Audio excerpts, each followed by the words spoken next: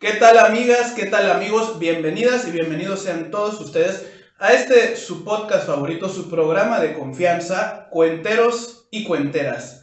Así es, ya le volví a cambiar el nombre al programa. Cada temporada tenemos un nuevo nombre, el podcast de los cuentos, después era el podcast de los cuenteros, pero dije, es que no nada más somos cuenteros en este rubro, hay inclusive más cuenteras que cuenteros. Entonces, pues hay que darle el honor a quien honor merece, porque por cada 10 narradoras somos un narrador que hay.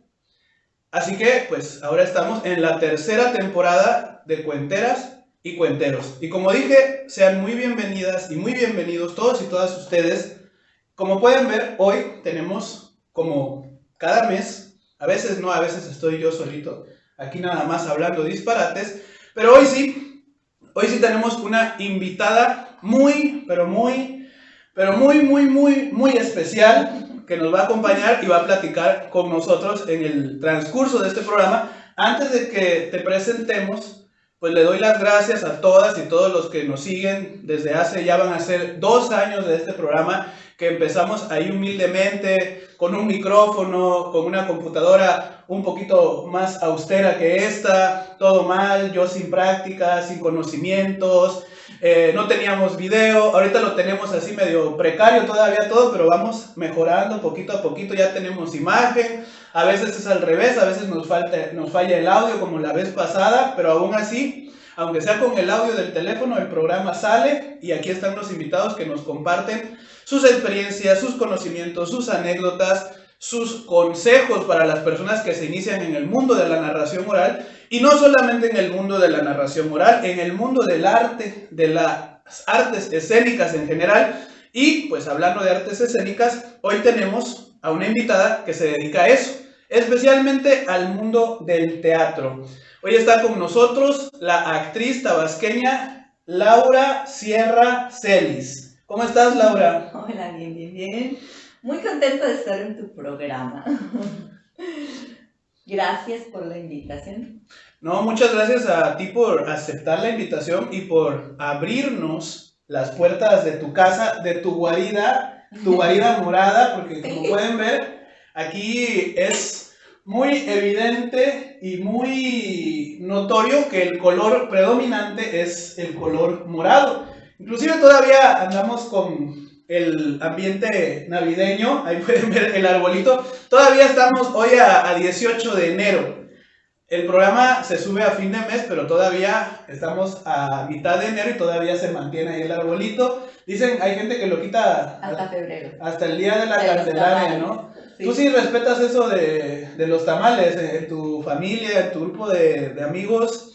Sí, al que le sale el muñequito. Porque yo he estado en cientos de roscas de Reyes. Así empezamos aquí. No, ¿por qué me está preguntando eso? Ya después ahí nos vamos metiendo con grupos de amigos y eso. Sale el muñequito, te tocaron los tamales, ¿no? Pero cuando llega el 12 de febrero, pues yo nunca veo tamales. También es bueno porque a mí casi siempre me sale. Yo sí. Nosotros sí comemos tamales. Sí hay tamaliza. Bueno, es que también para mí el tamal es parte de la dieta. Es un martes cualquiera la tamaliza. Bueno, pero ya más adelante ya nos va a platicar ella. Ya le voy a preguntar para que nos platique por qué es morado todo aquí y qué tiene que ver el morado con su vida y sobre todo con su trabajo, que principalmente es el teatro. ¿Desde cuándo te dedicas a la actuación, Laura? Pues mira, más o menos cuando yo entré a la universidad, más bien cuando entré a la universidad que estudié licenciatura en comunicación, ahí fue cuando yo me introduzco a los talleres culturales de la UJAT y empiezo a llevar talleres de teatro.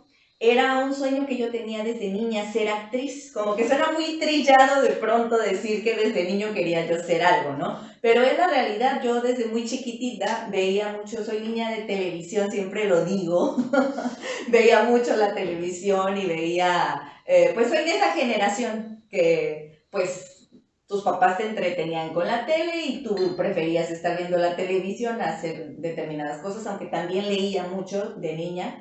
Y actualmente no soy tan así exageradamente lectora, pero tengo mi colección de libros y me gusta leer. Pero sí de niña, a mí me gustaba mucho ver un programa que se llama Chiquilladas, no sé si tú lo ubicas, pero Sí, ahí ese salía programa... el Chiqui Drácula, Así es. Kalimba, ¿no? Ahí empezó. Me parece que sí, pero ya fue ya más adelante, ¿no? El caso es que a mí me gustaba Alexis. siempre, sí, Alexis, Lucerito, todos estos actores y cantantes. Entonces a mí me gustaba mucho y yo siempre soñaba con estar en la televisión y hacer algo así. Y a mí me encantaba. Entonces, de muy niña tuve este contacto y de una u otra forma yo dije alguna vez cuando yo pueda estudiar actuación me voy a ir a México. Y esa era mi tirada. Entonces, desafortunadamente crecí en una familia donde fuimos 3 mujeres, hijas, y mi padre un poco machista, sí papá, cuando yo le dije que quería estudiar la licenciatura en teatro o en actuación y todo, pues era muy complicado enviarme a estudiar fuera, porque aquí en Tabasco no habían escuelas de ese tipo, y lo más cercano que yo pude encontrar fue la licenciatura en comunicación. Entonces fue que decidí estudiar Ahí se forman muchas de comunicación. las conductoras, de las Claro. personas que están en los noticieros aquí, por lo menos en la televisión y en el radio local, ¿no? Sí. Son de comunicación de la UJAT, sobre todo la mayoría. Así es. Y ya, pues a mí no me podían mandar por cuestiones económicas y por otras cuestiones de ideas que se tienen en la familia, ¿no? Que para qué vas a estudiar eso, que se escucha mucho de, pues, los prejuicios que uno tiene cuando te vas a estudiar fuera, ¿no? Te vas a morir ya. Y bueno, siendo... ¿Dónde vas a agarrar trabajo? No, entre otras cosas, ¿no? Bueno, ya en tu experiencia como mujer hay otros prejuicios, ¿no? Hacia por ese supuesto, trabajo. ¿no? De que pues todas las actrices son un desastre, que se prostituyen y que todos los actores son homosexuales, ese tipo de cosas, y que pues tienes que utilizar el cuerpo para poder ascender en lo que tú quieras, ¿no? Digo, y eso en cualquier profesión, no nada más en la de nosotros, pero quizá como uno es hasta cierto punto figura pública o estás a la luz de todo, se nota más quizá en el medio, ¿no? Y que claro, se estila en cualquier lugar, esa es la verdad, en cualquier profesión. El chiste es que estudio la licenciatura en comunicación y ahí me encuentro los talleres culturales de teatro y es que entonces yo empiezo a llevar estos talleres de teatro. Así fue como yo me introduzco a las artes escénicas en la universidad. ¿Cuál fue la primera obra que hiciste? La primera obra de teatro que yo hice fue la de Vaselina. Vaselina fue mi primer protagónico. Así tipo la de John Travolta. Sí, esa. El mismo guión. Sí, el guión y todo. Sí. Fíjate que antes de eso, cuando estaba en la preparatoria, se frustró mi sueño de ser actriz porque ahí yo iba a presentar la obra de teatro de Amor sin Barreras. Recuerdo muchísimo a Gabriel Osiris, que fue mi director de escena, mi primer director de escena contemporáneo. Él estudiaba en la misma preparatoria que yo, el Cebetis 32, y ahí yo también estudié laboratorio clínico. Yo también. Y entonces hizo una audición para poder presentar esta obra y recuerdo que solamente fui yo con una amiguita y nunca se reunió todo el elenco. Sin embargo, ensayábamos cada sábado, no, de Amor sin Barreras. Eso fue en la prepa. Ya. La cosa es que nunca se pudo presentar esa obra, terminamos la preparatoria, nunca presentamos Amor nada. sin Barreras, perdón que te interrumpa, es la misma, es que yo, no es por hacerle ahí al mamerto, pero sí es West Side Story. Ya, sí. Es que yo la descargué, no es nada. Es muy fresa, linda. pero yo tenía ahí la descarga piratona y decía West Side Stories y era subtitulada ahí, entonces a veces no relaciono que es Amor sin Barreras. Amor sin Barreras, West Side Story. Es de las mejores producciones que hay en teatro musical y ganó muchísimos premios Óscares y a mí me encantaba. De hecho, cuando estuve bailando jazz moderno también en la universidad, porque siempre mi preparación ha sido en el baile, ahí la maestra nos puso canciones de Amor sin Barreras y las bailábamos y era bien padre, porque dije, bueno, nunca presenté esa obra, pero sí bailé las piezas de esa obra. Y ya de ahí, en la universidad, me vuelvo a encontrar con Gabriel Osiris, me invita a protagonizar Vaselina y actúo en Vaselina en el teatro universitario. Ese fue mi gran debut en teatro. allá lo presentaron, una cartelera? Fueron dos funciones, no fue así la gran cosa que digamos. Pero bueno, había público, ¿no? Sí, y tengo mis fotos de esa primera función, de Vaselina, y gratos recuerdos, sobre todo porque recuerdo que, esto es muy chistoso, el vestuario rock and rollesco y todo esto, me lo hizo mi mamá. Y recuerdo que no me amarré bien el fondo de uno de los vestidos porque tenía como 5, 6, 7 cambios de vestuario. Y en una de esas, como tenía que salir bien rápido, me amarro y todo, y bailando, todo, rock and rollando, sale volando el fondo del vestido. Bueno, no sale volando, sino que se me cae. Y resulta que para no trastabillar, para no resbalarme y esto, agarro con la punta del pie y lo aviento hacia arriba, lo cacha mi pareja, que era Dani, ¿verdad? Y lo avienta hacia afuera. Eso fue muy chistoso. Hay un video de esto, no lo tengo, pero me encantaría tenerlo para quien lo tenga, súbelo al TikTok. Pero sí fue muy chistoso. Hay una foto donde estoy con la punta del pie alzando el fondo, ¿no? Pero fue muy chistoso eso que sucedió. Bueno, esos traspiés es parte del trabajo, ¿no? Claro. No creo que haya sido la última vez que te pasó algo ahí con el vestuario, con la peluca, con el maquillaje, con la ropa. A mí, es cuando uno es muy inexperto si pasan estas cosas, pero ya después vas agarrando. Sí, te vas volviendo más meticuloso, pero estamos sometidos a la prueba y error, por eso son importantes, siempre se lo digo a quienes estudian conmigo el taller de cuentacuentos, trabajar la improvisación. Claro. Porque te ayuda para salir de esos apuros. A mí lo último que me pasó fue en noviembre, en la función de Noche de Muertos. Ajá. Que yo llevé un pantalón de vestir. Yo casi siempre ando de mezclilla. Me gustan mucho los jeans, como al 90% de las personas. Pero dije, voy a llevar un pantalón de vestir, una guayabera. Pero yo ese pantalón de vestir tenía más del año que no me lo ponía. Durante toda la pandemia, pues no me lo había puesto para salir a dar show. Uh-huh. Y pues como algunos se habrán dado cuenta, ¿no? Pues yo he perdido un poquito de peso.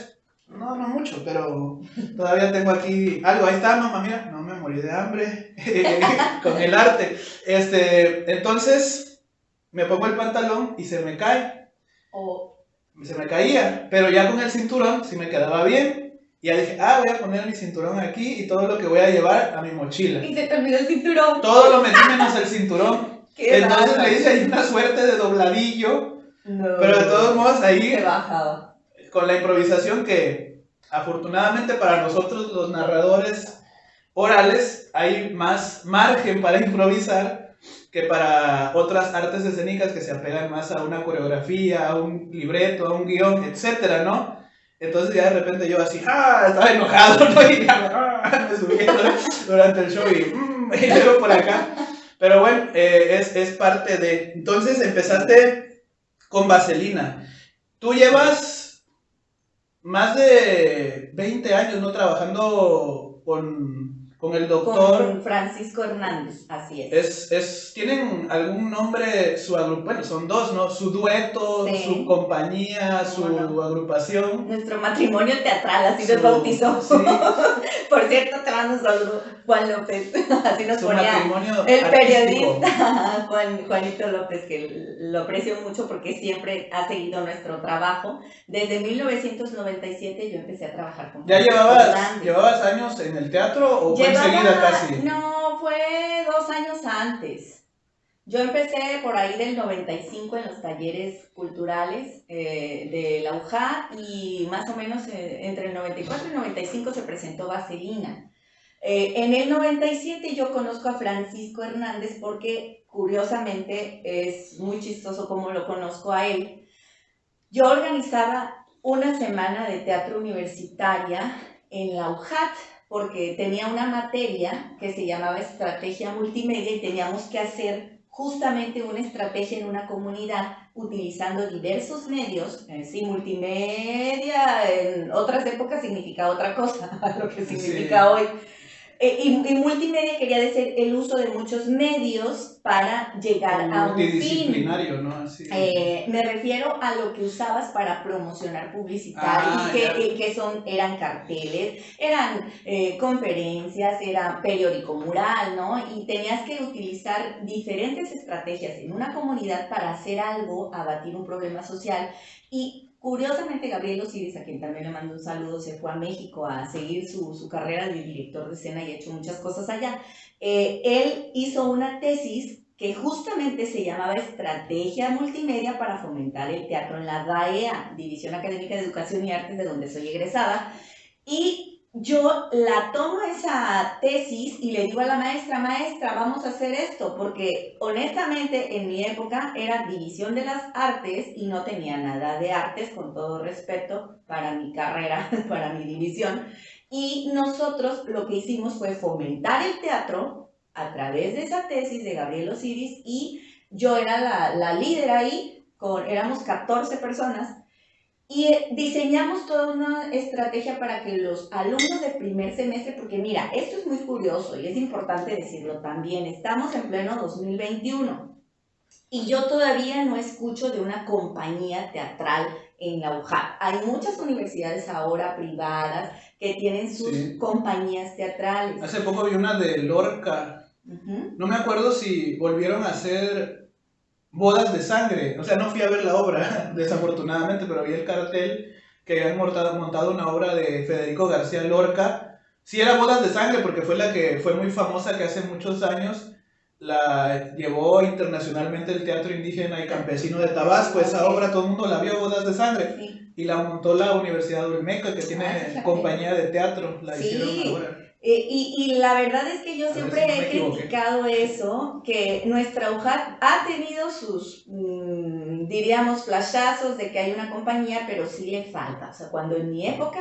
que yo estudié del 94 al 99 la carrera, yo me acuerdo, y esto es muy triste, yo iba a ver obras de teatro que venían de encuentros artísticos a nivel nacional y venían obras de teatro al teatro universitario, y tristemente la única que iba a ver esas obras de teatro era yo. ¿Tú solita? Yo solita. A mí me dieron funciones de teatro sola. Ahí, ¿sí? Ahora sí que cumpliendo lo que dijo aquel, ¿no? Que mientras haya uno... Efectivamente, y esa es una regla que uno debe de seguir porque es muy importante. Y además, como siempre me lo ha enseñado Hernández, así haya una persona o hayan 100 o 300 o 1000, tú das la misma calidad de la función, porque eso también es muy importante. No debes dejar que si no hay público o hay uno o dos, ya con eso te vas a ir para abajo y no vas a dar lo mejor de ti. Es lo mismo que haya una persona o haya 1000. Y eso pasaba cuando yo estaba en la universidad, iba a las funciones de teatro y resulta que no había nadie, y ahí me veías corriendo a la división, ir a buscar salones para que llenaran el teatro, y no querían los maestros. Yo no sé, los maestros, porque tenían sus clases, porque estaban en examen, porque era más importante la clase que ir a ver una obra de teatro. Y eso te habla de la falta de fomento al arte que ha habido, y sobre todo al teatro, porque aquí en Tabasco las manifestaciones musicales y dancísticas están bastante bien apoyadas. Pero te voy a decir una cosa, con todo respeto para la comunidad, y esto lo he platicado, ¿no? con compañeras y compañeros pintores, músicos, etc. No hay, a pesar de que hay apoyo para esas disciplinas, no hay espacio para la innovación. O sea, alguien que trae algo diferente, que no sea tiene que ir a hacer afuera. Tiene que irlo a hacer afuera porque del folclore no quieren salir. Y es lo que dicen los pintores, pues yo si quiero una beca, quiero un apoyo, pues tengo que pintar un jaguar. Un paisaje. Un maculí. ¿Sí? Sí, bueno, esas son las cosas que son inamovibles, pero que de una u otra forma se tiene que empezar a cambiar esa mentalidad. Y sin embargo, yo siento que ahorita, y también hay gente de teatro que se molesta cuando digo estas cosas, pero es la realidad. Yo digo, mientras no haya una cartelera teatral todos los viernes y sábados, por lo menos sin fallar, aquí en Tabasco podemos hablar de que no hay una tradición teatral en Tabasco. Ya se estaba haciendo, a mí me da muchísimo gusto porque además mi tesis también habla de teatro en Tabasco, que podría escribir nada acerca de los antecedentes del teatro en Tabasco y dejar unas hojas en blanco porque son muy pocos los antecedentes, empezando por la conquista, ¿no? Porque de por sí todo lo que nos llegó de España pues fue, no sé si decirlo, pero fue de lo más escueto, por llamarlo de alguna manera. Y pues eran pastorelas y representaciones que tenían que ver con pero a lo que el me credo, refiero ¿no? que acá, esta zona, no vino nada de eso. No, ni ¿Por siquiera qué? eso. Porque las cuestiones climatológicas no les gustaban a los españoles, Claro. ¿no? Entonces tenemos ahí una patita muy coja en cuanto a los antecedentes del teatro, que de por sí con lo poco que había de manifestaciones artísticas se las acabaron y no las dejaron surgir, y lo poco que queda, y que ni siquiera es de antes de la conquista, estamos hablando de la danza del caballito blanco, pero ya esa es mestiza, es mezclada, porque es un español en el caballo con los indígenas. Entonces, Sí, ¿qué sí, hay sí. antes de? No lo sabemos, porque no hubo, ¿no? Entonces, caminito que ha seguido el teatro y que muchas veces yo digo, esto es consecuencia de todo esto que vivimos anteriormente, el hecho de no haber una tradición teatral, o sea, tú presentas una obra de teatro, la gente no va al público, la gente no va al teatro, y una de las cosas que Francisco Hernández hizo fue decir, bueno, si la gente no va al teatro, nosotros vamos a donde está la gente. Por eso empezó a hacer esto que se llama Teatro Café, así, volviendo a tu pregunta, así nos llamamos, Compañía de Teatro Café, porque en 1997 que empezamos, al doctor se le ocurrió llevar obras de teatro a las cafeterías, restaurantes, bares, y ahí empezar a hacer un fomento al teatro, porque si la gente no va al teatro, si haces una gran producción que te cuesta mucho dinero, así es. Y de por sí las obras de teatro que venían, que igual a mí me tocó ir al Teatro Esperanza Iris, comprar mi boleto y ver que ni siquiera la mitad estaba llena, porque eso es otra. Eso sí, vienen artistas famosos de la televisión y todo, y sí se llena y pagas lo que sea. Pero si va una obra de teatro oculta o de un tema serio, y que de por sí el teatro siempre ha tenido ese mote de que es aburrido. Ni siquiera así tan culto, entre comillas, ¿no? Porque la cultura es un concepto muy abstracto, ¿no? Claro. La cultura, como yo lo veo, pues es algo que tenemos todo que moldea nuestro universo, ¿no? Sí. Ni siquiera eso, vienen comedias buenas, pero como no es el producto mainstream, no es el producto de las redes sociales, ni de las televisoras, ni lo que se está consumiendo ahorita, pues vas tú solito ahí, te partes de la risa, y por un lado es bueno porque dices, ay, de la que se perdieron, pero dices, qué triste porque como esto fue un fracaso en taquilla, en convocatoria, pues no lo van a volver a traer. Claro. Digo, cuando se trata de una producción que cobra el boleto y que vienen buscando atraer sus ingresos. Sí, pero sí es muy complicado, y de la época que yo te estoy hablando, cuando empecé de 97 en adelante, sí fue muy difícil. Eso te iba a preguntar. Muy difícil. Hay diferencias, avances, cambios en la mentalidad en el transcurso de todos estos 25 años, ¿no? 25 años vamos a cumplir este año yo trabajando con Hernández, y ya en mi trayectoria individual, diríamos, son 27. Y sí hay. ¿Qué diferencias hay? Bueno, cuando yo empecé no había muchas compañías de teatro, y en esa semana de teatro que yo organizaba, que la hice durante 3 semestres, la primera vez fue por una calificación, las otras 2 veces fue porque yo quería, ¿sí? Y ya al final casi me quedo solita, porque ya mis compañeros estaban aburridos, ay, eso te interesa a ti, hazlo tú, ¿no? Monólogo. No, pero en esa época, Jaime Olmedo, que fue mi primer maestro de teatro, que también es una persona que estimo y aprecio muchísimo, lo quiero mucho, Jaime Olmedo me dio los teléfonos de Francisco Hernández, de Igor Seba, del maestro Vicente Gómez Montero, de Glenda Jasso, que eran los que sonaban en aquella época, que hacían teatro. Y que estamos hablando que Igor Seba en Cárdenas, y desde entonces él ha estado presente y ha seguido una trayectoria teatral muy buena. Sí, el maestro de Comalcalco, ay, se me fue el nombre, qué pena. el maestro, que también, también ahorita está dando clases. Lo que se nos olvide, ahí al ratito me lo mandas y lo ponemos ahí en la descripción para darle crédito y para que la gente sepa también, ¿no?, las referencias. Sí, porque... Lo digo porque esa es mi estrategia de siempre, se me olvidan los nombres de todos. Sí, bueno, uno que es despistado, ¿no? Y sí, yo a ellos les hablaba por teléfono, los invitábamos y teníamos nuestra semana universitaria de teatro en aquella época. Y que te estoy hablando de que a nivel estatal no había nada de teatro, nada, o sea, y las pocas flashazos que hubieron antes fue precisamente Francisco Hernández como alumno de la maestra Carmen de Mora, que es importantísima para el teatro en Tabasco, que fue esposa de Manuel R. Mora, gobernador de Tabasco, y que fue la que impulsó el teatro en los años 80.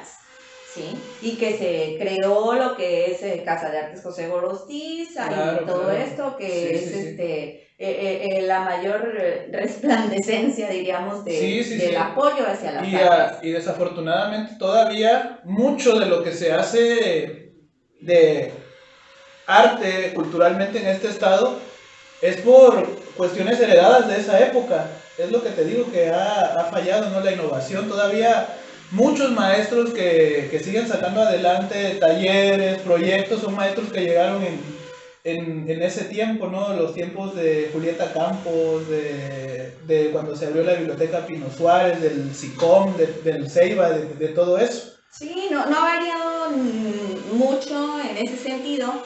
Y, por ejemplo, antes no se organizaban los encuentros de teatro, ahora sí, yo creo que más o menos tendrá unos 10 años que se organizan estos encuentros de teatro y que antes no se veía. En ese sentido creo que se ha avanzado un poquito, se ha avanzado 1 o 2 escaloncitos, aunque se enojen, ¿verdad?, en el teatro, porque muchas veces se organizan los grupos para presentarse en ese encuentro de teatro y hacen concursos y todo, pero se desbaratan. Hay algunos grupos que ya han permanecido y creo que ahorita sí se puede contar con ya un menú, diríamos, de grupos teatrales que han permanecido en el tiempo. Y hay foros independientes ya. Hay espacios teatrales que se han ido creando y eso, diríamos, es un avance. Si yo, por ejemplo, me pusiera a hacer mi tesis del teatro en Tabasco, a comparación de la que hice en el 99, del 99 al 2001 hice esa tesis, sí habrían muchas diferencias, ¿no? Y surgirían otros nombres diferentes de los que se pusieron en aquella ocasión, porque sí, en 25 años, por supuesto que tiene que haber un avance, pero yo creo que hemos estado yendo a pasos muy lentos. ¿Por qué? Porque no hay grupos, como, no por decir que somos muy acá Hernández y yo, pero no hay grupos desde entonces que tengan esa cantidad de años. ¿Sí? Está el maestro Igor Seba en Cárdenas, que ha sido uno de los que más ha impulsado, más tiempo que nosotros tienen, ¿no?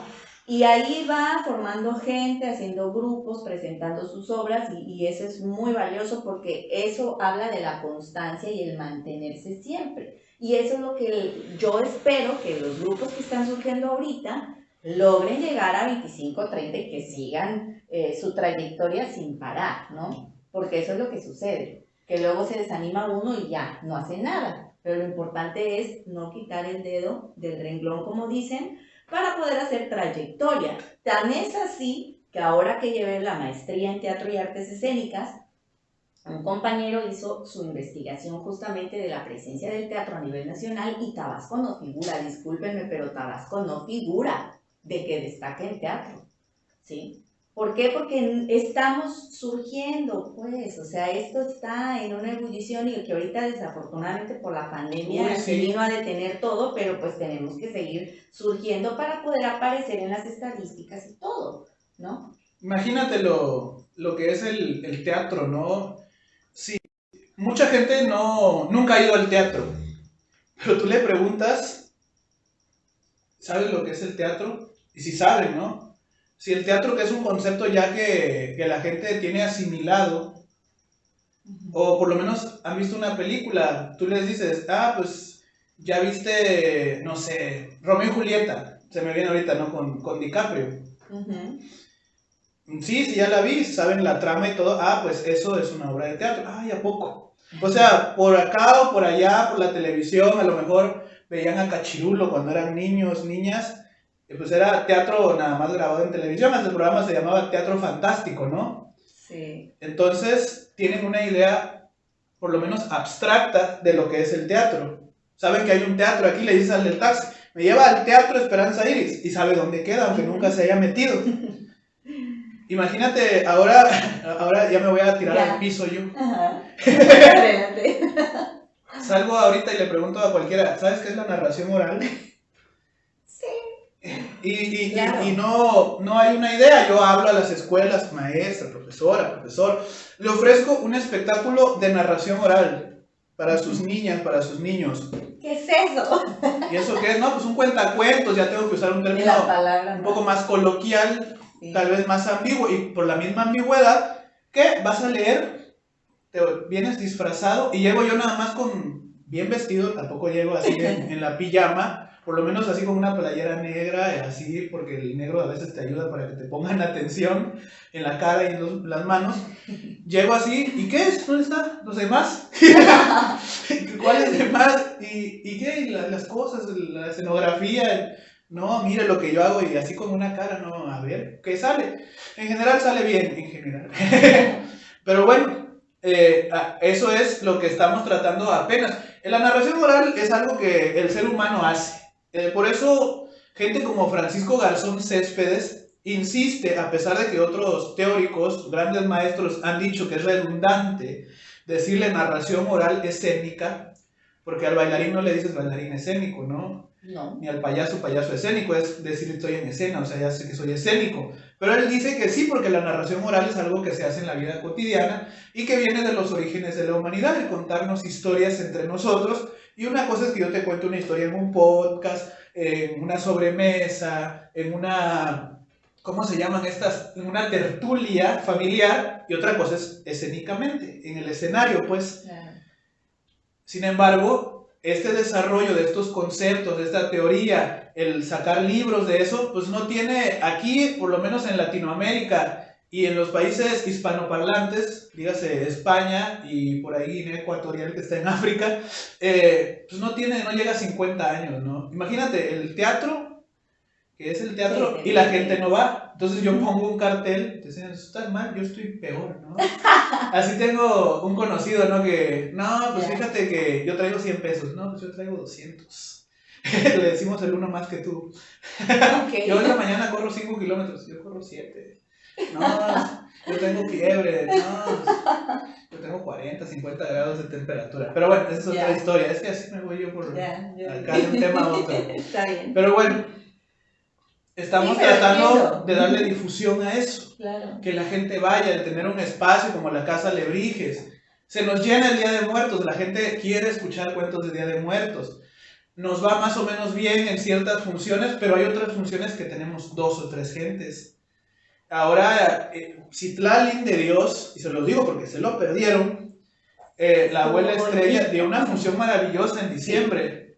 Hasta nos puso ya a cantar en las portadas. No, precioso sus cuentos. Ella además ya tiene mucha práctica, o sea, se ha comprometido porque ella es actriz y directora y todo esto, pero aprendió a contar cuentos y lo hace muy bien ahí con su abuela Estrella y todo esto. Sí.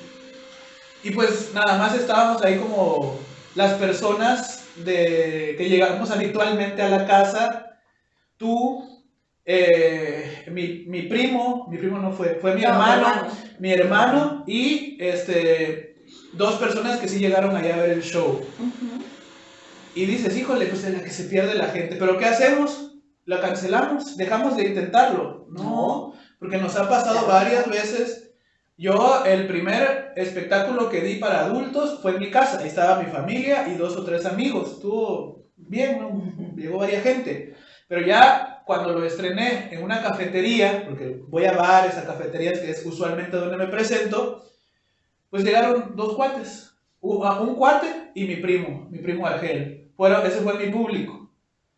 Y ya di mi espectáculo, ¿no? Pero ahí voy aprendiendo, ¿no? Cómo hacer mejor mi cartel, cómo llamar más la atención, cómo cambiarle el nombre al show para que la gente, aunque sea por morbo, te vaya a ver. Y eso que ahorita cuenta uno con las redes sociales, el internet. Imagínate en mi época que tenía que pegar carteles. Así me decían amigos de la Ciudad de México. No.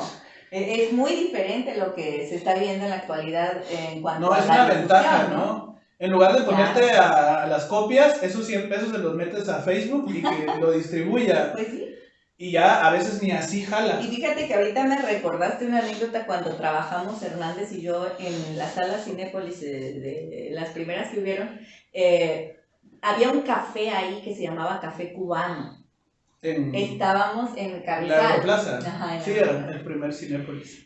Y ahí estaba ese café cubano porque nosotros nos empezaron a contratar desde el principio y esa es una gran ventaja también, porque pues la gente piensa que uno artista, ¿verdad? Como dicen muchos, te vas a morir de hambre y que vives del aplauso y por amor al arte. Y yo tuve esa ventaja que desde el principio nos empezaron a contratar. Te diré que daríamos unas 7, 8 funciones sin costo y de ahí nos contrataron en las cafeterías.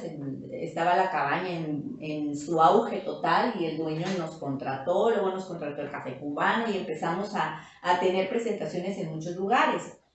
Y esa es una gran ventaja y empezamos a salir de gira, en fin.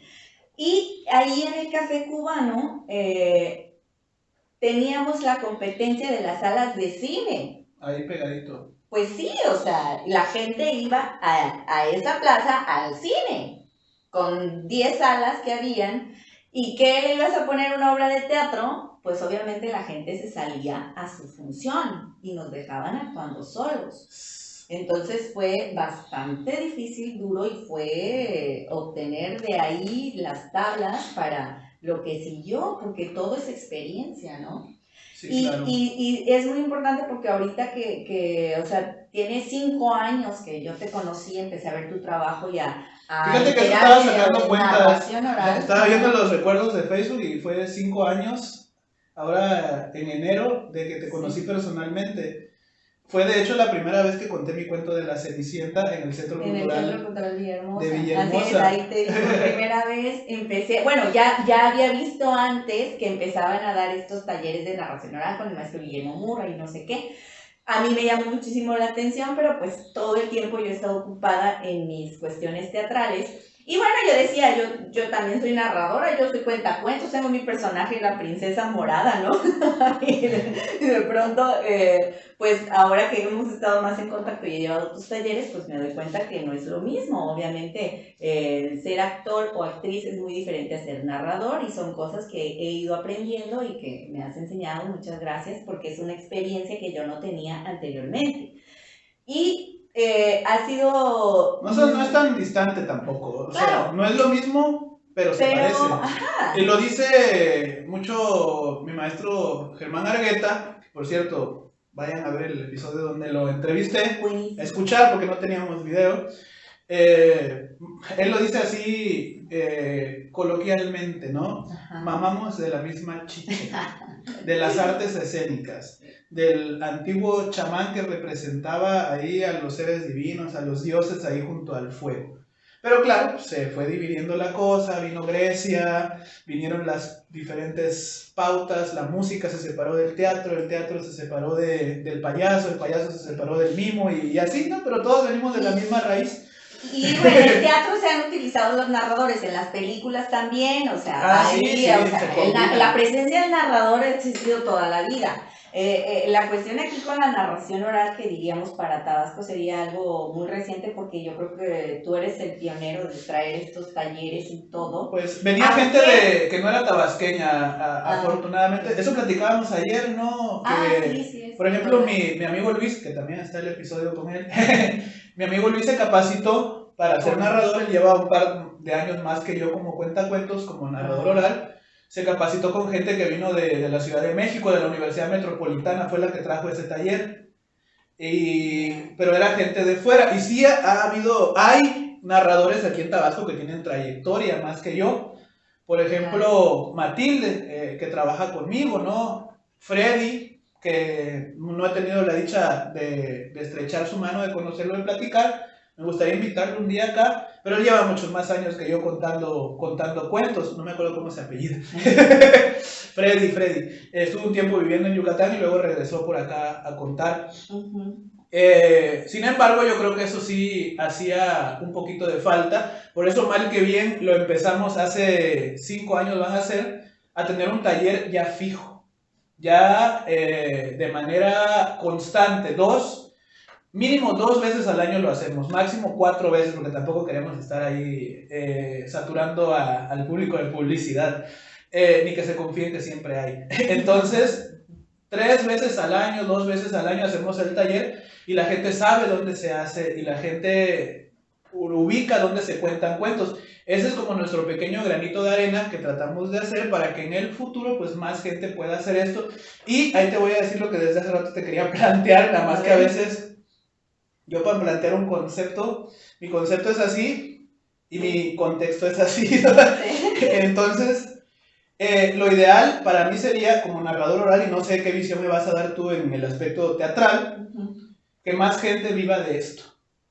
Porque afortunadamente tenemos mucha gente que lo está intentando no vivir de esto, sino hacerlo. Igual del teatro, ¿no? Abrir teatros pequeñitos, en casas, he ido a obras de teatro que es una casa así, como esta, y esta sala es como la recepción, no sé cómo le llaman, ¿no? Ahí donde está el lobby, ajá, la taquilla es la que debería ser la cocina, ahí adaptaron la puerta, un agujerito, y ahí te ven, y arriba las 2 habitaciones son los pequeños espacios escénicos, y se presenta el teatro, y se rompe en cuarta pared y todo, ¿no? Sin embargo, platicas con esos actores, no todos, con esos promotores, con los productores de las obras, y es gente capacitada, gente que ha estudiado teatro muchos años, pero te dicen, no, pues es que yo tengo un ejemplo burdo, ¿no? Es que yo tengo una tortillería. Ya. O sea, ¿sí? y yo con lo que gano ahí, pues rento este espacio porque la neta no sale para la renta. No, pues yo soy ingeniero, pero los fines de semana, bueno, cuando yo tengo tiempo ensayo y los fines de semana presento mis obras, ¿no? O cuando bajo de la plataforma. Igual así pasa con los cuenteros, te pones a preguntar y varios te dicen, no, pues es que... Me dedico a otra cosa. Sí, soy médico, tengo una compañera pediatra, ¿no? De allá de Sánchez Magallanes, no la he visto en todo el transcurso de la pandemia, espero que siga contando. No, pues yo soy afanador, burócrata, lo que sea, y pues de repente cuento. Lo ideal para mí cuando se verá de verdad eso es cuando veas más gente, porque sí hay, o sea, estás tú, están varios de los que me mencionaste, ¿no? Ahorita yo hablaba Matilde, Luis, somos gente que vivimos del cuento. Luis, aparte de todo, pues es poeta, vende libros ahí en el centro y hace varias cosas, pero más gente que diga, no, pues ¿sabes qué? Yo vivo totalmente de la cultura. O que digan, no, fíjate que, como estaba escuchando un comediante que decía en su podcast el otro día, yo trabajaba en el mero, ¿cómo se dice? Las meras oficinas de la Nestlé. Acá es billete, pues. Pero un día el stand-up me empezó a manejar más dinero que eso. Fíjate. Y dejé la Nestlé. Imagínate que un día un actor independiente diga eso, ¿no? Parece como un cuentacuentos, ¿no? Estaba yo en Pemex, pero no, ya. ¿Tú qué piensas? Bueno, eso es lo ideal, ¿no? Que cuando te dedicas al arte, cualquiera que sea, porque pues son 4 ramas artísticas en las que uno se puede desarrollar, que si es un trabajo, te dé para vivir, para comer y para mantenerte, porque de lo contrario es un hobby y no eres un profesional. Yo no sé si soy muy tajante en eso, o es la idea que yo he tenido, porque pues afortunadamente yo sí he vivido del teatro. Yo soy licenciada en comunicación, mi familia en algún tiempo me quiso ver en los medios, ¿verdad? Diciendo las noticias, que es un sueño que no he cumplido porque sí me gusta todo esto de los medios. He tenido programas de radio, me he desarrollado en los medios de comunicación y nunca viví de los medios de comunicación. A mí lo que me ha dado de comer es el teatro, lo que me ha permitido tener este patrimonio que tengo, donde actualmente es mi estudio de danza y artes, y dedicarse al teatro, y esto mi maestro, mi mentor toda la vida me lo ha dicho, tú le dedicas a algo el 10%, te va a regresar el 10%, le dedicas a algo el 50%, te va a dar tu 50%, pero si tú te dedicas al 100% a algo, te va a devolver ese 100%.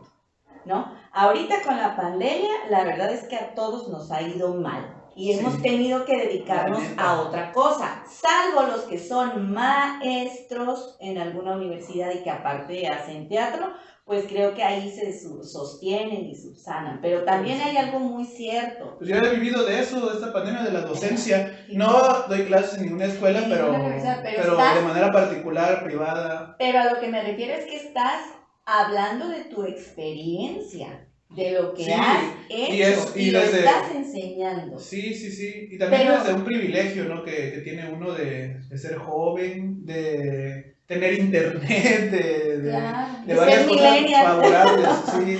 Pero no es lo mismo, por ejemplo, personas que estudiaron la carrera, la licenciatura, lo del teatro pero nunca estuvieron en un escenario, ¿no? Que aquí hay una discusión ética y cuando estuve en la maestría nos dábamos nuestros catorrazos entre todos, porque es una cuestión que molesta a algunos, porque ves la realidad, o das clases en una universidad y nunca pisas el escenario, o al revés, estás todo el tiempo en el escenario y no puedes dar clases, o ya cuando tienes el tiempo lo haces. Oye, fíjate que estaba viendo una película sobre eso, pero era de abogados. Es que es una gran maestra, sí, pero nunca ha litigado, entonces va a perder el juicio. Sí, o sea, estaba súper... Y en todas las carreras pero puede pasar. Es que da clases en Colombia y no sé qué. No, pero es que no ha litigado. Es la realidad. Y no es... Eso también me lo dijo en mi diplomado de hace 5 años de oralidad, Germán Argueta, ¿no? No todo gran maestro es un gran narrador. Y viceversa también, ¿eh? Muchos gentes que son en el escenario maestrazos y se mueven y se ríen. Pero no saben dar clases. Y lloran todos y dicen, voy a abrir mi primer taller. Ay, y no saben dar clases. Es que no hay una garantía.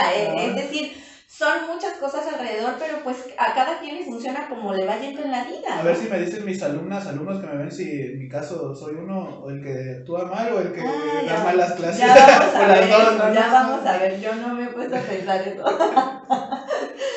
Tengo que llevar más talleres contigo.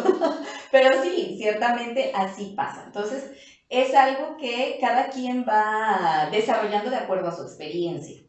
Y creo que hay miles de posibilidades. Y por ejemplo, en esta cuestión de la narración oral, yo decía, yo soy cuentacuentos, nunca había utilizado ese término de narración oral. Yo lo empecé a escuchar sí lo había leído en algún momento o escuchado, pero hasta que tú empezaste con tus talleres de narración oral fue que ya yo me familiaricé con el término, con esa profesión, diríamos, ¿no? Pero sí ha sido para mí descubrimientos y por ejemplo, hablando ya, no me has preguntado, pero ya lo voy a introducir, de mi personaje que se llama La Princesa Morada, show teatral cuentacuentos, así le puse. Pues yo digo, yo soy buena narradora, toda la vida en mi familia ha habido una cuestión de que son muy hablantines. Mi papá, cuando cuenta sus aventuras de cuando ha trabajado como ingeniero topógrafo, que se les apareció el león y el tigre, que estaban en la hamaca y se cayó la casa donde estaban porque era de lámina, y todo el tiempo mi papá ha sido un excelente platicador, ¿no? Mi madre, por otro lado, toda la vida ha sido una mujer que platica y platica, y bueno, de ahí yo tengo esto, porque también hay cosas que se heredan, ¿no? Hay cosas que obtienes de los genes y que ya son innatos, ya es algo que tú traes, ¿no? No más bien innato, algo que ya está en ti y que es como, eso no lo puedes esconder, o sea, te fluye espontáneo y lo haces, ¿no? Hay gente que me ha dicho, tú platicas una película y me la estoy imaginando. Sí, ya he platicado contigo, a mí no me gusta que me platiques las películas porque luego ya ni las quiero ver porque ya me las imaginé todas. Fíjate, y eso lo tengo de mi mamá, precisamente porque ella es muy así detallista, ¿no? Y a la hora de escribir, a mí me gusta escribir, y los cuentos que yo cuento con La Princesa Morada son algunos que yo escribo, otros que me ha dado Francisco Hernández, y mi idea es contar cuentos que que son inéditos. Y La Princesa Morada surge, la empiezo a presentar en el 2015 aquí en mi garage. Aquí. Sí, puse unas cortinas, estas que ves ahí, las puse allá afuera, saqué todo mi mobiliario, que me encanta a mí tener mesitas, sillitas de madera y todo, y tengo unas sillas que ahorita están en el forito, que son moradas, y como toda mi vida me ha encantado el color morado, empecé a dar estas funciones de la princesa morada aquí. Y ahí empezó la princesa morada. Y entonces de pronto pues me empecé a promocionar para ir a las fiestas, a los cumpleaños. Y a mí me surgió la idea de fomentar la lectura a través de la princesa morada, porque una de las cuestiones que la princesa morada siempre está preocupada es preguntarle a los niños a quiénes les leen antes de dormir, que es una tradición hermosa. ¿A quiénes les leen los niños? Les leen, ajá, a quiénes de los niños les leen sus papás. ¿A quiénes? Perdón, no me supe explicar, pero me entendiste, ¿no? No, por eso pregunto. Le pregunto a los niños a quiénes de ellos les leen sus papás antes de dormir, sí me faltó eso. Nadie. Y la verdad es muy triste que uno o dos niños, y a veces nadie, alza la mano. Oye, fíjate qué bueno que tocas ese tema, ¿no? Continúa, sí. Ahorita voy a... Y entonces, así es como, mi palabra, entonces, y así es como surgen esas ideas de poder hacer que a través de la princesa morada que les cuenta cuentos, dejarles esa tarea de que los papás les cuenten cuentos antes de dormir a los niños. Pero la princesa morada surge en el 2007 en las inundaciones. Claro. Cuando las inundaciones del 2007, estaba yo actualizándome en los talleres de la UJAC con mi maestro queridísimo Jaime Olmedo, y vienen las inundaciones, los albergues, y dice, vamos a ir a hacer algunas cosas de teatro a los albergues. Y le digo, yo me pongo mi vestido de Josefina 3/4, que es una obra que tengo, y me pongo una peluca diferente, me maquillo mi carita blanquita, así El primer vestido de la princesa morada era de otra obra. Sí, de hecho el vestido de la princesa morada oficial. Se lo robé a Josefina 3/4. Y en el 2007 el vestido era color vino. Que ese vestido, yo creo que ahorita ya me queda, me lo tengo que medir porque yo ahorita estoy bien flaca. Entonces no era la princesa morada, era la combinada. En aquella época ni siquiera tenía nombre, porque la princesa color vino. Nos maquillábamos en el salón de teatro y de ahí nos llevaba un transporte al albergue y los niños me bautizaron como princesa. Ah, mira. Eso fue muy lindo porque cuando yo me bajaba del coche con mi peluca, mi maquillaje y todo, los niños se quedaban asombrados y decían, ¡una princesa! Todos llegaban, me abrazaban, se tomaban fotos conmigo. Bueno, les tomaban fotos o salíamos en la tele de que estábamos haciendo esa labor con los niños y ellos me bautizaron como princesa. Y eso fue en el 2007. Y hasta el 2015, con la ociosidad que no tenía ni trabajo ni cosas que hacer, fue que surgió la princesa morada. ¿No? Pero ya venía sí, ya venía en proceso desde hacía tiempo. Ya era un boceto de lo que iba a hacer, por decirlo de alguna manera. Sí, por supuesto, y yo que tengo a mis sobrinas, toda la vida les regalé libros, toda la vida les conté cuentos y les actuaba y eso ha sido parte importante de mi vida y de mi familia, ¿no? Y lo quería hacer y de una u otra forma sacarlo y fue en el 2015 que salió. Para mí es mi trabajo con el que estoy, yo creo que más comprometido, ¿no? Con las infancias, de contarle cuentos a los niños, pues, como narrador oral o como teatro, cuentacuentos. Mientras lo hagas bien, a mí me dicen, es que eso no es un cuentacuentos, Gibran, ¿cómo lo ves? Que viene a leerle a los niños. Pero ¿cómo les lee? Así, todo monótono, los duerme. Si es así, pues, ¿para qué no? Pero si les lee bien, aunque tenga el libro en la mano y hace las voces y todo, que le ponga cuentacuentos, que les lea y que los tenga ahí, porque luego los niños van a querer agarrar ese libro. Si es actuación, si es un payaso, que se ponga cuentacuentos, pero que lo hagamos bien. ¿Sí? Esa es mi idea y es lo que yo trato de hacer. Para mí es crucial el trabajo con las infancias. A mí me encanta contar cuentos eróticos, me encanta contar cuentos pelados, obscenos, cuentos para adolescentes. Chistes también, ese chiste que no es mío, pero que dice que me sale muy bien. Ay, sí, me encanta. Me gusta mucho todo eso, pero se me hace más fundamental trabajar con los niños. Además, las respuestas de los niños siempre son más sinceras. Sí. También como críticos son más mordaces y eso también es bueno para mejorar el trabajo de uno. Y yo creo, ya relacionando lo que hemos platicado, de ir teatro y ver a una persona en la butaca, yo creo que es inclusive proporcional con que la princesa morada le pregunte a quiénes les leen y que nada más uno levante la mano.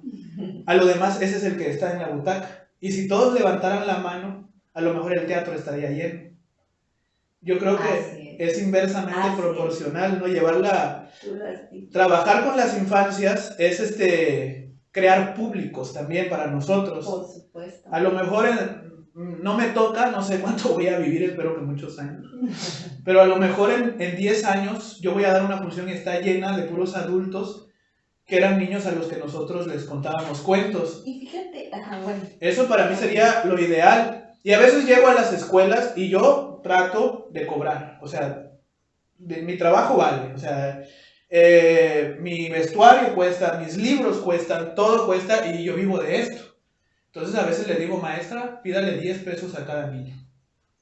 Y le dicen, pero es que no le podemos...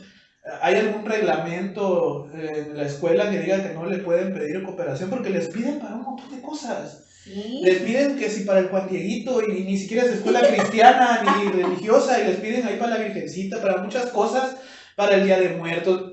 ¿No le pueden pedir para un espectáculo artístico? Bueno, sí. Cuando las maestras se prestan al diálogo, porque hay unas que córtalas, me dicen, ¿no? Y cuando llego, les digo a los niños, ¿saben por qué vine? Porque pagamos. Bueno, cuando ustedes pagan por ver una película y les gusta, ¿a poco no dicen, vale la pena? Sí, pues ya me van a decir al final, ¿no? Y trato de dejar, aparte del cuento, aparte de todo eso, dejarles eso, ¿no? De que vale la pena invertir en el arte y de que el señor que está enfrente de ellos está cobrando por contar un cuento, porque luego ellos dicen, quiero ser músico, pero se la creen lo que les dicen los tíos, la familia, que se van a morir de hambre. Y ya les dije que no sé. Fíjate que hablando de eso, yo al menos tuve la fortuna de trabajar para Secretaría de Educación, que nos contratara nuestras obras durante una buena temporada de años. Estamos hablando de 15 años, casi 15 años. Me tocó estar en escenarios inimaginables, ¿no? En una cancha de béisbol toda crecida de Montazal, con el miedo que me saliera una culebra ahí, ¿no? Debajo de un árbol, a la orilla de la playa, y esa experiencia que me dio la vida de poder estar en lugares donde nunca en la vida habían visto teatro. Esa experiencia de pronto, pasados los años, porque la obra que más he representado es Elisa, una mujer positiva. Estoy segura que eso te va a pasar a ti alguna vez, porque a nosotros nos pasó de pronto 10 años después que seguimos presentando, sí. Así te decían, me imagino. Sí, Elisa. que no entiendo por qué nunca la viste. En algún momento... Es que yo estuve hasta la secundaria en escuelas cristianas, no sé si... bueno, es que privadas casi no. Sí. Pero en ese Betis 32 la presentamos alguna vez esta obra. Y me ha tocado... No coincidimos, iba de tarde. Ya. Es que lo de la tarde era siempre un deseo. No llevaban nada tampoco, ¿cómo quieren que nos enderecemos? Y de pronto encontrarme gente que me vio actuar cuando estaban en la secundaria o en la preparatoria y que dijeran, oye Elisa, tú eres Elisa, yo te vi. O gente, esa es una experiencia linda, pero es más lindo cuando te dicen, es que yo te vi en tu obra de teatro cuando yo estaba en la secundaria y por eso decidí estudiar teatro. Porque yo al final, esto que hacemos Francisco y yo no es nada más presentar la obra. Después de la obra viene un diálogo, ¿no? Viene una conferencia, una charla, que primero la daba él porque la obra es de VIH-Sida, entonces hablaba del VIH-Sida y todo, y luego a mí me preguntaban mucho los chicos sobre sexualidad, anticonceptivos, esto, lo otro, y me tuve que empezar a preparar en esos temas. Y luego ya yo daba el tema de sexualidad responsable. Y lo bonito de esto es que también yo he sido motivadora y me ha gustado también decirle a los adolescentes, que es con los que más he trabajado, y últimamente con niños, con la princesa morada, pero a los adolescentes incentivarlos y motivarlos a que si quieren ser artistas lo pueden hacer. No importa en el lugar donde estén, porque yo pensaba que estando en Tabasco no podía ser actriz, Libra. Yo decía, me tengo que ir a México, y una de las cosas que yo quería hacer terminando la licenciatura en comunicación es irme a México, y me voy, porque si no me dejaron mis papás o no pudieron económicamente mandarme a estudiar a México, yo terminando la carrera me voy, y esa era mi meta, Tirada, ¿no? ¿sí? Pero me encuentro con Francisco Hernández, empiezo a ganar dinero y empiezo a trabajar teatro y dije, ¿a qué me voy si ya estoy haciendo teatro? ¿No? Y en esta época que empezamos, que nos sacaban en el periódico porque yo organizaba ruedas de prensa y como comunicóloga conocía gente de los medios, pues eso me ayudó también. Y es lo que yo le digo a los jóvenes. ¿Quieres ser actor, actriz, músico? ¿Quieres ser cantante, bailarín? Lo puedes hacer, de verdad que lo puedes hacer, no importa que estés en Tabasco, no importa que estés en una ranchería, en una comunidad, si tú tienes ese deseo, esas ganas, y quieres ser narrador oral como lo hace Gibrani, que ha estado fomentando en estos años todo esto, lo puedes hacer. Sí. Y muchas veces estos chavos, y me encanta eso, porque hay chicos que ahorita son actores, que estudiaron, se acercaron a las artes, y escucharon ese mensaje que yo se los dije. Y eso me llena de orgullo y me encanta porque es algo bonito, porque de una u otra forma vas dejando esa semillita en alguien, ¿no? Y además que he dado clases también, fundamos nuestra escuela de talentos y todo, y pues ahí van surgiendo gentes también y que es lo que va uno dejando como huella, diríamos, ¿no? Sí, sí, sí. Es la búsqueda del artista, ¿no? El legado, el recuerdo. Y qué bonito consejo ya casi para cerrar este programa, ¿no? Claro, yo pienso que claro que se puede, no tengo esa mentalidad de mucha gente de aspiracionista, ¿no? De échale ganas, el pobre es pobre porque quiere. No, yo detesto ese tipo de discursos. Vivimos en un país en un continente, ¿no? En Latinoamérica, donde nos sigue afectando todo el pensamiento de las castas que nos dejó la colonia y todo el clasismo y el racismo y las condiciones sociales. Hay gente que la tiene más fácil, ¿no? No creo que sea lo mismo para Jaime Camil, que es hijo de uno de los empresarios más ricos de México, decir, quiero actuar, que para un muchacho que vive en una ranchería de Tabasco. Y lo dice Neil deGrasse Tyson en uno de sus discursos. A lo mejor el próximo Einstein está muriendo de hambre en Etiopía, dice él, porque no tiene las oportunidades para entrar a una universidad, para estudiar física cuántica, para hacer los descubrimientos que van a salvar el mundo, que están en su cerebro, pero no va a tener la oportunidad de que algún maestro o alguien los despierte. Sin embargo, gran parte de la desmotivación que a veces tenemos, porque aquí en Tabasco aparte es una tierra de poetas, de músicos, me decía el maestro Héctor, el maestro Chocolate, titiritero, le he preguntado a varios de esos maestros que llegaron en esa época de los 80, de la que lo hablamos hace rato, sí, ¿por qué se quedaron en Tabasco? Es que dicen que hay materia prima. Yo soy maestro, dice, yo soy titiritero, pero también soy maestro. Pero aquí en Tabasco te vas a la ranchería más profunda, en medio de la nada, hay un güey que pinta, sin saber técnica. Hay un tipo que saca requitos preciosos en la guitarra sin saber notas musicales. Lo que pasa es que a veces influye también cómo nos van vendiendo esa idea de que no se puede, que nuestro destino es ser campesino, nuestro destino es trabajar en una oficina, nuestro destino es trabajar en una fábrica, que no está mal. Tampoco quiero que piensen que estoy pensando que esos trabajos no valen y que no, yo conozco gente que dice, no, yo desde niño me imaginaba aquí con mis postis, aquí con mis lapiceros, yo quise hacer trabajo de oficina toda la vida y estoy cumpliendo mi sueño, pero esa es la diferencia. Claro. Ese es su sueño. No es el sueño de otro que no quiere estar ahí, que quiere estar cantando con el teatro lleno, quiere estar, aunque sea en una esquina, ¿no? Yo he conocido a gente que canta ópera, se pone en una esquina y al rato están todos ahí rodeándolos y sacan hasta más lana que uno de lo que le echan ahí en su sombrerito. Pero bueno, cuesta trabajo a veces más, a veces menos, pero es posible. Y si no es posible, por lo menos uno se tiene que quedar con eso, bueno, lo intenté. Qué peor que no intentarlo. Claro. Bueno, Laura, ya me explayé porque a mí se me das cuerda con estos temas, me sale mi espíritu progresista y ya sabes, ¿no? Entonces, Laura, antes de terminar, antes de que nos digas, nos hables un poco sobre tu trabajo, redes sociales y todo eso, una recomendación para leer. También a veces nos dan recomendaciones de música, de cine, también se vale, ¿no?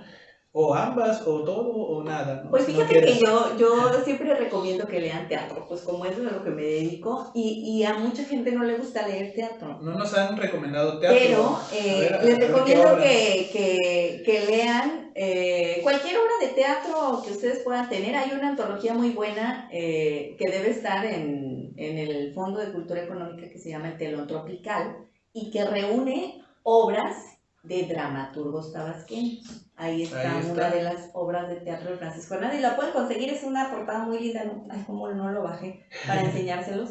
Y ahí van a ver, porque es importante, Gibran, también fomentar que leamos a los nuestros, a nuestros paisanos. Claro. Porque siempre recomendamos leer a gente de Universal y famosa y todo, pero también hay que conocer a los talentos de aquí mismo. Entonces hay muy pocos dramaturgos, pero se logró hacer esa antología y es muy bonita. Y pues bueno, a mí me llena de orgullo que está una obra de teatro de Francisco Hernández, mi maestro durante todo este tiempo, y lo pueden conseguir porque ahí está. Y si les gusta el teatro joven, un clásico de toda la vida, o bueno, la gente que no está tan cercana a lo que es el teatro, Emilio Carballido, nunca pasó de moda. Claro. Y un gran, o sea, bueno, yo no he leído mucho teatro, pero dentro de mi trabajo pues, tengo que leer las cosas que se apegan a lo que se puede contar. Claro. Y es un gran escritor infantil también, o sea, tiene un cuento de Sputnik, el del cocodrilo, que un día lo quiero contar, está bien chistoso, bien bonito, sí. Leído. Un gran escritor de niños. Pero sí, niños. Tiene obras infantiles también, están claro, pues sí. Muy bonitas. Y esa sería mi recomendación para ustedes. Sí, lean teatro, eso me ha faltado introducirme un poco más a la literatura, a leer dramaturgia. Sí. Pero lo poco que he leído es muy interesante. He leído Shakespeare, o sea, leí Romeo y Julieta, Sueño de una noche de verano, porque cayeron ahí en mis manos de pura chiripada y me los eché. A veces cuesta trabajo, fíjate, por el verso. Adaptarse. No, me refiero al medio. Al lenguaje, esa es la palabra. Al lenguaje teatral de estar viendo quién está hablando, estar viendo que en la obra entra Marichuy por la puerta, ¿no? Pero ya cuando le agarras la onda, unas 15, 20 páginas, ya tu cerebro, como no está acostumbrado, se adapta a ese lenguaje y ya dice, entra Marichuy por la puerta y ya como si estuvieras leyendo una novela, te imaginas de Marichuy y todo. He leído poco de teatro Shakespeare, te decía, una obra de Lorca, que no era Bodas de Sangre, la de Bernarda Alba, esa la leí. Y leí una un poco más pornográfica, ¿no? La filosofía del tocador, que es para teatro del Marqués de Sade. Sí, a mí me gusta mucho el Marqués de Sade, le he sacado mucho material para mis funciones de adulto, pero sí, esa nunca la voy a representar porque sí está un poco más subida de tono. Sí. Pero bueno, tienes tu escuela, aquí nos estabas platicando, tu escuela de danza, todo tipo de danza, bueno, no todo tipo, pero muchos tipos de danza. Enseñas danza clásica para niñas, también he visto que haces rutinas de danza moderna, danza folclórica con ellas, para niñas, salsa, además aquí hay clases de yoga, de pilates, la de salsa es para adultos, ¿no? También clases de desarrollo de la creatividad, ¿no? Para niños y niñas. Sí. ¿Me faltó algo? No.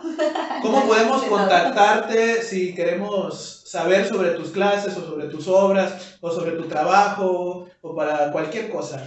Claro, bueno, mis redes sociales, Laura Sierra Actriz, mi Facebook. Ahí nos podemos contactar y la página de mi estudio de danza y artes de la maestra Laura Sierra, así se llama la página. Ahorita estamos en inscripciones, tengo promociones, si a alguien le interesa y únicamente... Hay una clase de muestra, ¿no? Sí, quien quiera venir a la clase muestra... Ya con esa es gratuita. Te conquista y ya te quedas aquí. Sí, si les gusta, pues se quedan. Y la única clase que ahorita estoy dando en línea es de ballet y danzas internacionales con énfasis en el folclore. El flamenco, si ven este vestido, me encanta, toda la vida me ha encantado y he bailado el flamenco. Estuve en España, tuve la fortuna de estar por allá y aprender algunas técnicas, y me fascina enseñarle a las niñas el flamenco, trabajar con la mantilla, el abanico, próximamente castañuelas, y pues es lo que me encanta. La danza siempre ha estado presente en mi vida, toda la vida, desde que yo tenía 5 añitos de edad, mis padres me metieron a bailar, y es algo que disfruto mucho hacer. Y bueno, también tengo mi página de Talentos Hernández Sierra. Ah, claro, eso te iba a decir. De mi escuela de teatro tenemos un forito, el forito ahí de con Hernández el Sierra, con Francisco, donde damos clases ahí. Se supone que en febrero a ver si un día lo entrevistamos para que lo conozcan, el doctor Francisco. En febrero vamos a dar nuestros talleres presenciales, si lo permite la pandemia, y en eso estamos. Y la página de la Princesa Morada. Mi número 9931 17 56 58, a sus órdenes. Excelente, y pronto va a haber otra vez teatro ahí en el forito, ¿verdad? Pues eso esperamos también para febrero, mediados de febrero, sí, que ya se pueda. Nos trata la cuarta ola. Así es, y pues bueno, rezando para que esto ya se acabe, ¿no? Y que todos nos cuidemos y que ya se pueda volver a una nueva normalidad, porque pues ya no va a ser lo mismo de antes, ¿no? Ya, es como siempre. No creo que podamos tener llenos. Yo creo que después del meteorito que acabó con los dinosaurios vino una nueva normalidad, después de la peste de la Edad Media vino otra nueva normalidad. Sí, no son ciclos. Después de que ganó, firmaron el plan de Ayala vino otra nueva normalidad, y así hay que adaptarnos. Eso es, creo que lo que ha mantenido viva nuestra especie, ¿no? Esto que nos da adaptación a los entornos, a las situaciones, a los cambios sociales, políticos, y ahora con todo este asunto. Así es. Muchas gracias, Laura. Muchas gracias por aceptar la invitación y por abrirnos a todos nosotros, no nada más a mí, a nuestros escuchas y a nuestros videntes, a las puertas de tu hogar, de tu casa. Gracias por la tacita de café. Pues ya saben, mi nombre es Gibran Delfín, soy cuentacuentos, soy narrador oral, soy cuentero, verbero, chismoso.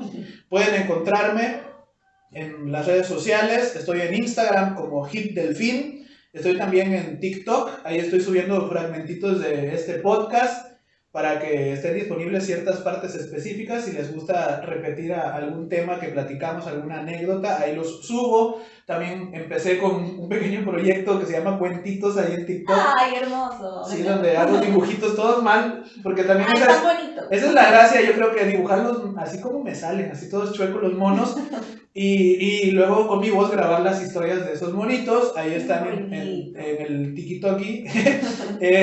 Ahí estoy también como Hit Delfín, en YouTube y en Facebook. Tal vez ya lo saben porque lo están viendo en alguno de estos lugares. Estoy como Delfín Cuentacuentos, todo junto. Y pues nuevamente muchas gracias a todos por vernos, por escucharnos, por dejar su like, por suscribirse, por compartir, por todo eso. Es 31 de enero, así que a como empezamos este programa lo vamos a cerrar. Pasado mañana son los tamales, no se les olvide. Esto fue el podcast de las cuenteras y los cuenteros.